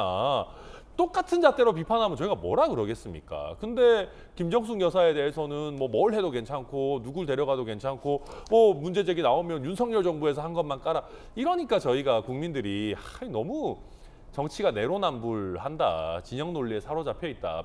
실망하시는 거 아니겠습니까? 저는 고민정 의원의 저 말씀이 좀 뭐랄까요. 논평하기 어려울 정도로 잘 이해가 안 됩니다. 그러니까 앞뒤가 안 맞는 얘기를 지금 하고 계시다. 뭐 그렇게 보입니다. 예. 자, 서재훈 의원님은 어떻게 보세요? 네, 그러니까 이제 고민정 의원 같은 경우는 이 그 문제 제기하는 것 자체가 물론 뭐 정치인이니까 정쟁을 할 수 있는데 그걸 좀 넘어서 김건희 여사의 개인 어떤 사적 채용이라든지 뭐 주가 조작 여러 가지 의혹이 있는데 그 수사는 안 하고 왜 과거에 있던 그런 우리의 문재인 대통령 이때만 문제 제기하는 정치적 공세, 즉 김건희 여사의 문제를 좀 이제 물타기 하는 게 아니냐라는 그런 배경에서 저렇게 주장하시는 건데요. 저는 뭐 똑같습니다. 기준 자체는 어느 정부에서 했든지 간에 예산이라든지 그런 세금적인 부분은 그 목적에 맞게 행사 취지에 맞게 해야 되는 것인데 그 당시를 돌아가자면 인도 총리 입장에서는 뭐 지역구 행사든 주최자 입장에서는 어떤 좀 그렇지만 좀 대규모로 와서 이렇게 행사를 좀 빛내주고 싶어하는 그런 주최자의 마음이 있는 것인데요. 그것도 주최자의 마음일 뿐이고 우리가 가는 입장에서는 세금이라는 행사 취지, 즉 이게 이제 성과로 이루어졌는지 이 부분에 대해서만 좀 집중적으로 문제 제기해 주셨으면 좋을 것 같습니다. 예. 정진석 비대위원장이 여당 의원들에게 돌린 책 한 권이 있다고 합니다. 근데 책 제목이 흥미롭습니다. 김정숙 버킷리스트의 진실이라는 책을 돌렸다고 하는데 비대위원 김병민 비대위원도 받으셨습니까? 저한테는 안 주던데요. 아, 의원만 주고 비대위원 안 줍니까? 아, 이거 좀 차별하는 거네. 너무하네요, 진짜. 아, 근데 이 얘기를 이제 우리 비대위원 중에 한 분인 김종혁 비대위원이 있는데 제일 먼저 이 얘기를 꺼냈을 겁니다. 네. 그래서 이런 아이디어 차원에서 나왔던 거기 때문에 당연히 비대위원들은 공유를 하고 공감하고 있을 거라 생각을 한 것 같은데 김정숙 여사를 조롱하기 위해서 저 책을 보내고 준 것이 아니라 저는 지금 이 이슈 논리가 이준석 전 대표 사건이랑 조금 개연성이 있다고 보거든요. 예. 뭐냐면 제기되는 의혹들이 있어요. 아, 나는 정말 아닙니다라고 명쾌하게 설명을 하면 되는데 내가 아니다 그러면서 갑자기 다른 사람을 고소하게 되면 여기에 대해서 명확한 진실을 더 밝혀야만 되는 것 아닙니까? 문제가 제기됐을 때 소극적인 상황에서 아니다라고 주장하는 것과 상대를 향해서 얘기하지 못하도록 입을 틀어막는 건 완전히 다른 얘기거든요. 예. 저 책이 갖고 있는 의미가 저렇습니다. 저 당시 뭐 일간지에 김정숙 여사에 대한 버킷리스트라고 하는 제하로 칼럼을 제기했는데 그렇게 표현의 자유를 중시하는 문재인 정부에서 저 기자를 대상으로 법적 조치를 시작하게 되죠. 예. 그때부터 지리한 법적 공방들이 이루어지는 겁니다. 언론의 자유를 얘기하고 있습니다만 저 칼럼을 썼던 그 기자 같은 경우는 있는 그대로의 본인의 취재를 통해서 이야기를 쭉 꺼내놨는데 청와대가 끝끝내 아니라고 하니까 법적 공방으로 치달을 수밖에 없었던 것이고 그 내용들에 대한 것들을 쭉 담아낸 책이 김정숙 여사의 버킷리스트의 진실이라는 책이거든요. 그렇다면 인도 타지마할에 왜 갔는가라고 얼마든지 물어볼 수 있는 건데 고민정 의원처럼 답변하지 못하면서 회피하지 않습니까? 여기에 단순하게 그 의상 디자이너의 딸뿐 아니라 청와대 대통령의 요리사까지 데리고 방문을 하고 수억 원의 예산을 낭비해서 문제를 제기한 사람이 입을 틀어 막으려고 하는 시도가 있었던 것 아니냐가 훨씬 더 큰 문제가 되는 거거든요. 타지마할 하나의 문제가 아니라 김정숙 여사 어떤 많은 순방 과정들의 문제를 제기했는데 적극적으로 아니라고 얘기를 하고 있는 그 당시 청와대의 상황이라면 지금쯤 돼서 국민들께서는 이런 내용들의 진실은 과연 무엇인지 알 권리가 있지 않겠습니까? 김병민 비대위원 이야기 들어봤습니다. 뜨거운 소식 함께하고 있습니다. 세 번째 소식 살펴보시죠.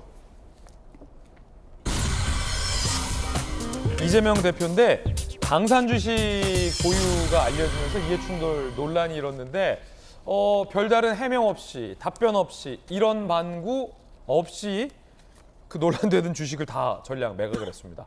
손해보고까지 팔았다라고 민주당은 알려왔는데 이해충돌이 있었네요. 파신 거 보니. 해명 없이 전량 매각. 한마디라도 좀 해주시지. 지난 대선 패배 후 대선 패배 직후 방산 주식 2억 3,125만 원을 투자를 합니다. 그 대단한 멘탈입니다. 대선 패배 후에 주식 투자. 국회의원 당선 후 그리고 국방위를 선택해서 이해충돌 소지 비판이 제기됐죠. 적어도 주식을 그때 팔거나 국방위를 맡으면 안 된다. 근데 왜 그때 가만히 있었냐. 기자들이 이 부분 질문했는데 이재명 대표는 끝끝내 입을 열지 않았습니다. 그리고 민주당에서는 어제 뒤늦게 논란이 일자 주식 팔았다. 국방위 국정감사도 어제 불참을 했습니다. 이재명 대표 측은 주식 보유가 문제될 게 없지만 억측을 차단하기 위해 판 거다라고 주장했습니다. 자, 지금 합참이 오늘 북한 도발에 대한 입장을 내는 것 같습니다. 이 시각 생방송으로 전해드리고 있는데 합참이 북한에 대한 대북 입장을 내는 게 매우 이례적인 일인데요. 북한은 어제 들어보시죠. 우리 측이 지상 완충구역 밖에서 실시한 정당한 사격 훈련을 근거 없이 비난하며 어제 22시 30분경부터 오늘 03시경까지 군용기 10여 대의 비행 금지구역 근접 비행, 동서해 해상 완충구역 내 포병 사격, 평양 순안 일대에서 동해상으로 단거리 탄도미사일 한 발 발사 등 군사적 도발을 감행하였다. 이번 북한의 동서해 완충구역 내에서의 포병 사격과 단거리 탄도미사일 발사는 각각 9.19 군사비와 유엔 안보리 결의에 대한 명백한 위반으로 한반도는 물론 국제사회의 평화와 안정을 해치는 심각한 도발 행위이다. 우리 군은 북한이 지속적인 도발을 통해 한반도에 군사적 긴장을 초래하고 있는 데 대해 엄중하게 경고하며 이를 즉각 중단할 것을 강력히 촉구한다.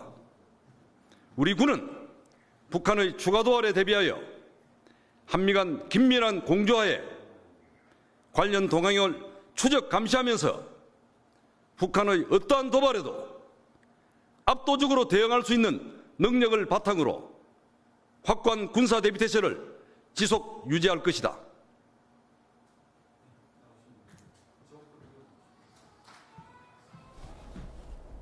자, 우리 합참이 북한에 대해서 경고를 했습니다. 최근 이어지고 있는 북한의 연이은 탄도미사일 발사, 핵미사일 발사 운용이라고 북한 주장해 왔는데 이런 도발에 대해서 단호한 입장을 경고한 겁니다. 북한이 오늘 평양 순안 일대에서 단거리 미사일을 또 발사했습니다. 아마 이제 새벽에 발사한 것 같아요. 그리고 북한이 군용기 10여 대를 또 전술조치선 이남에서 위협 비행을 하기도 했고요. 또 다량의 방사포 도발을 한 걸로 우리 군이 파악을 했습니다. 북한 심야 도발에 F-35A가 긴급 출격하기도 했었습니다.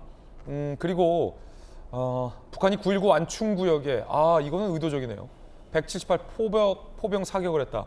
9.19 합의를 북한이 깬 걸로 볼 수 있습니다. 9.19 군사 합의를 북한이 위반한 걸로 보이는데 그래서 합참이 이렇게 강력하게 경고를 했고요. 윤석열 정부가 5년 만에 대한민국이 독자적으로 북한을 제재했습니다. 그리고 윤석열 대통령은 오늘 북한에 대해서 경고 메시지를 하기도 했습니다. 합참 역시 경고를 했습니다. 무차별 도발 빈틈없이 대비하겠다. 관련된 내용은 잠시 후에 전해드리겠습니다.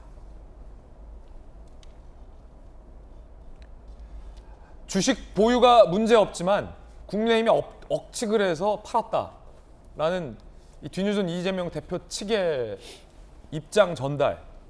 이재명 대표가 직접 이런 입장을 구두로 안 밝힌 이유도 궁금하고, 자, 이 같은 이재명 대표 측의 주장에 대해서 여당은 어떻게 얘기하고 있을까요? 국민의힘 입장 들어보시죠. 이 대표에게 국회의원 배지는 방탄 배지이면서 자산 정식을 위한 황금 배지였던 것입니다. 이 대표가 문제가 된 주식을 처분했다고 문제가 사라질 수는 없습니다. 도둑질했다가 발각되고 돌려준다고 도둑질이 아닌 것입니까? 성남FC와 대장동에서 이제는 국회 국방위에서 이 대표의 사익 추구 의혹 비린내가 진동하고 있다. 이재명 대표는 국회 국방위원회에서 즉각 사임해야 한다. 아니면 방위사업청 국정감사 증인석에 앉는 것이 합당하다. 자, 여당에서는 강하게 지금 비판을 하고 있는 상황인데, 일단은 자, 주식 보유가 문제 없다라고 결론을 내린 것 같은데, 문제 없다고 하면서 왜 백신탁 청구를 했는지, 그렇죠? 예.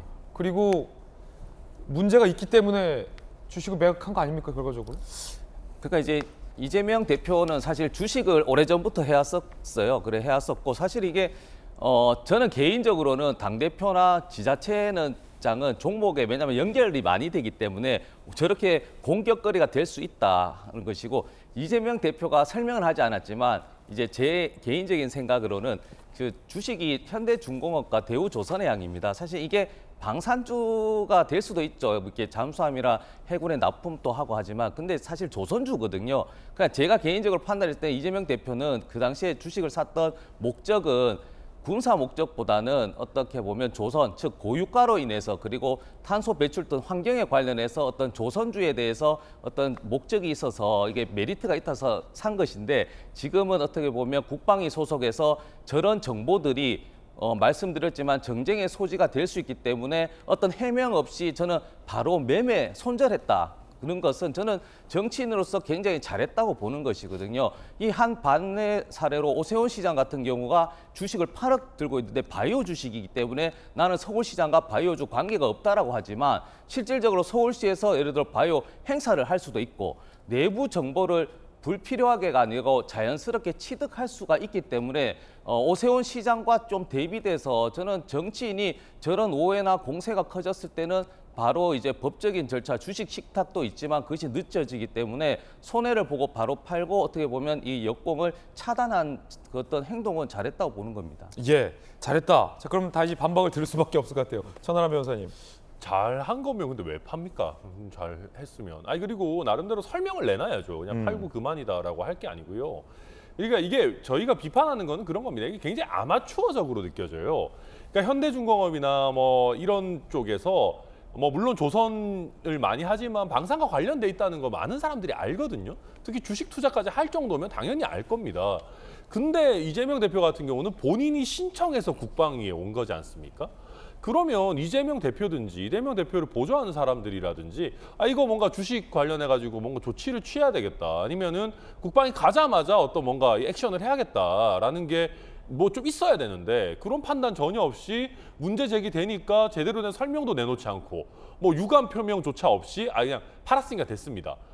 아니, 팔았다고 과거에 이 보유한 사실이 없어집니까? 그러니까 좀 뭔가 책임 있는 자세를 얘기해야 되는데 기자들이 물어봐도 아무도 답변 안 하고, 이거는 뭔가 이게 거대 정당의 당대표로서는 너무나 아마추어적인 행태고 대응이다. 저는 그렇게 평가할 수밖에 없습니다. 예, 이게 살짝 앞뒤가 안 맞는 게 뭐냐면 첫 해명이 민주당에서 8월에 이미 백지 신탁을 청구해 놓은 상황이다 라고 했잖아요. 그 발언 속에는 이해충돌 소지가 있을지도 모르니까 백지 신탁을 이미 청구해 놨다. 그 결과가 안 나온 거고 그래서 지금 국방위 기간과 주식 보유 기간이 겹친 거다라는 해명인 거잖아요. 근데 갑자기 팔고 나서는 주식 보유는 문제 없지만 국민의힘이 업측해서 팔았다라고 하면 처음 한 해명이 뭐가 됩니까? 김영주 의원님. 네. 근데 어쨌든 국회의원들이 갖고 있는 주식들은 다 백지 신탁을 하는 게 일반화된 거고요. 근데 그런 절차적 과정이 좀 늦었기 때문에 이런 오해가 있다라고 하는 것이 아마 이재명 대표의 입장인 것 같습니다. 근데 실제적으로 보면 물론 이제 과연 그 당시 주식을 살 시점에는 태양광, 방산 뭐 이런 것들이 상당히 많이 이제 기대주로 나타났기 때문에 그걸 샀을 테고 이익을 보기 위해 샀을 텐데 과연 그때부터 국방위를 가기 위해서 갔다는 것도 저도 받아들이기 어려운 게 과연 당대표가 되고 그런 어떤 국회에 오시는 분이 이해충돌이라는 개념을 몰랐을까? 이제 그렇지는 않았을 것이라고 보고 의원의 일치로 그렇게 된 부분이 있다면 빨리 조속히 처리하고 단 이재명 대표가 과정 설명을 조금 더 성실하게 했어야 될 문제다. 그렇게 봅니다. 예.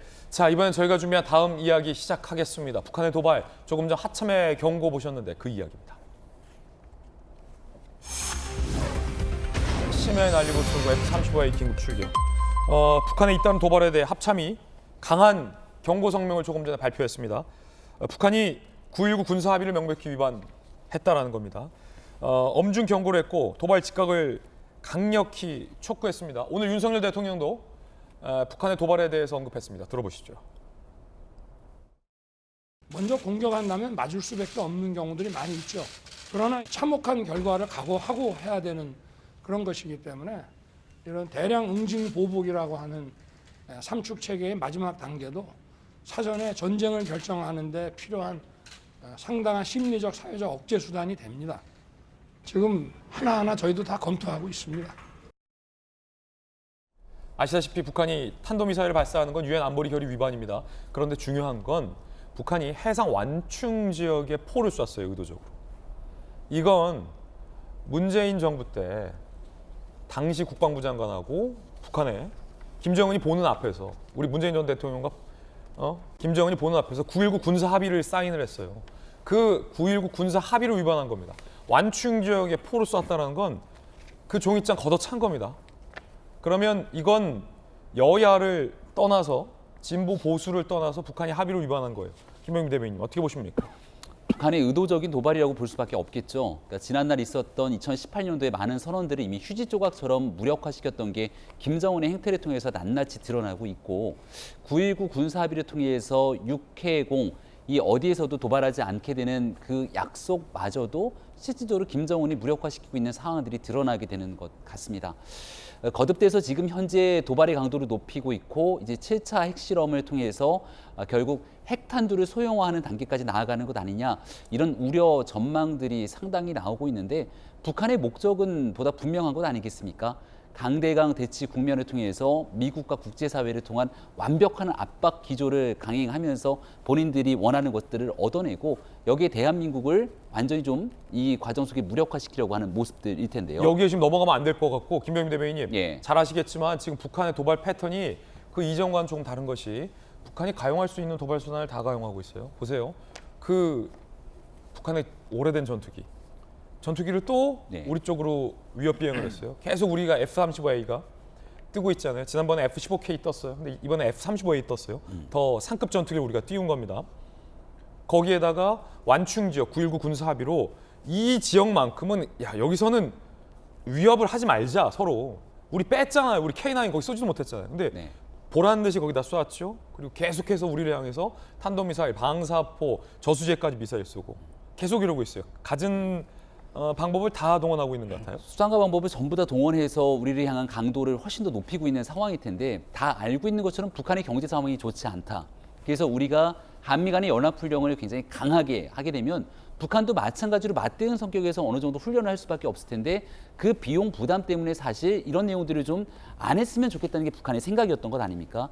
근데 지금 북한이 계속되는 도발 때문에 과연 저들이 연료라든지 기름이라든지 저것들을 감당할 정도의 상황인가라는 생각이 들 정도이기 때문에 마지막 수단까지 극단적인 긴장 관계를 높이고 모종의 거래 등을 통한 마지막 미국과의 관계들을 고려하는 것 아니냐 이런 분석들이 커지는 것 아니겠습니까? 그러니까 9.19 군사합의 등에 대해서도 대한민국이 스스로 파기하기를 원하는 상태 속에서 거듭 자극적인 도발하는 것 아닌가 이런 생각이 주기도 어려운 상태인데요. 이럴수록 대한민국이 조금 전 윤석열 대통령의 도어 스티핑 발언도 있었습니다마는 굳건하게 국민의 생명과 안전을 지키기 위해서 한치의 빈틈 없는 대비태세를 가져야 되는 건 누구나 삼척동자도 알 수 있는 얘기일 거라 생각합니다. 그렇기 때문에 동해상에서 한미일이 문재인 정부부터 시작됐던 연합훈련을 통해서 방어태세들을 구축하고 있는데 이런 얘기들까지도 정치적인 이슈로 치환하게 되는 야당의 문제제기들이 있게 되는데 정신을 좀 똑바로 차릴 수밖에 없는 때다라는 말씀을 거듭드리고 북한의 도발 강도가 훨씬 더 높아지게 됐을 경우 실제 7차 핵실험을 강행했을 경우 대한민국은 어떻게 되는 것인가? 9.19 군사합의를 위반했는데 그럼 그때 대한민국은 어떤 방식으로 기존에 있었던 합의 체제들을 다시금 보완해야 되는 것인가에 대해서 국회가 야당도 이쯤 되면 국민의 국가의 안위 이익을 위해서 머리를 좀 맞댈 때가 됐다고 말씀을 좀 드리고 싶습니다. 예, 윤석열 정부가 북한의 기업과 단체와 개인을 대상으로 독자 제재를 했습니다. 5년 만에 대한민국 정부가 북한을 독자 제재한 겁니다. 그만큼 현재 분위기는 살벌한 상황인 것 같고 일단은 김영주 의원님, 저는 굉장히 주목하고 싶은 게 문재인 정부에 썼던 9.19 군사합의 그 합의서 이 종이장을 북한이 지금 위반을 했어요. 그러면 지금 야당도 여야 정쟁을 떠나서 보수 정부가 되니까 또 남북 관계가 전쟁으로 가고 있다라고 선동할 것이 아니라 북한에 대해서 이건 경고를 해야 될 것 같아요. 우리가 집권했을 때 우리와 했던 약속을 이렇게 먼저 북한이 어겼잖아요. 그럼 북한에 대해서 어기지 말라라고 경고를 해야 될 것 같아요. 그렇습니다. 사실은 이제 9.19 군사합의라는 건 다 아시다시피 4.27 판문적 선언의 실질적 이행을 위한 군사적 조치이거든요.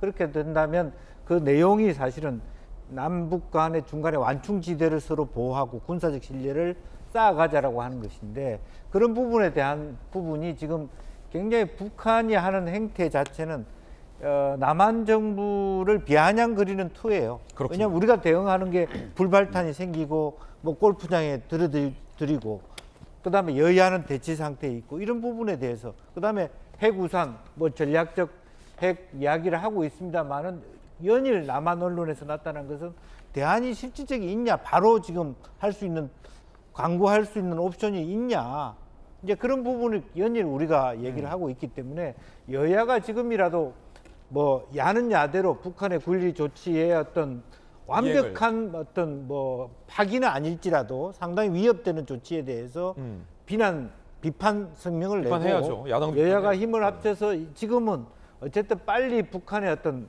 핵 위협 또 전략적인 어떤 공격에 대해서 어떻게 같이 대비할 것인가를 좀 지혜롭게 토론할 필요가 있겠다. 우리도 국면 전환을 하고 국감 시점이라도 조금 더 분위기를 바꿔야 된다 그렇게 봅니다. 여야가 지금이야말로 원보이스를 낼 때다. 좋은 말씀입니다. 저희들은 60초 광고 보고 돌아오겠습니다. 잠시 후에 뵙죠. 예, 오늘 저희가 준비한 소식 모두 다 전해드렸습니다. 저희들은 다음 주 월요일 아침 8시 50분에 인사드리겠습니다. 오늘 하루는 분명 어제보다 나을 겁니다. 좋은 하루 되십시오. 고맙습니다.